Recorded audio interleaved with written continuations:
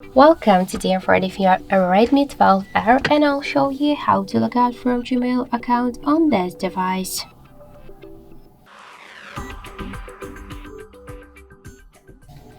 So first we should launch Gmail application, then tap on the right upper corner and you'll see here all of your logged in accounts, Google accounts. To log out from Gmail application, we should first log out from Google account on our device. So to do that, we should tap to manage accounts on this device, tap to Google section, click to more, and just tap to remove account. Click to OK. Are you sure? Yes. If you use some protect methods, just enter your passcodes or draw the patterns. And now in Google account settings, we just successfully log out from the from the Google account.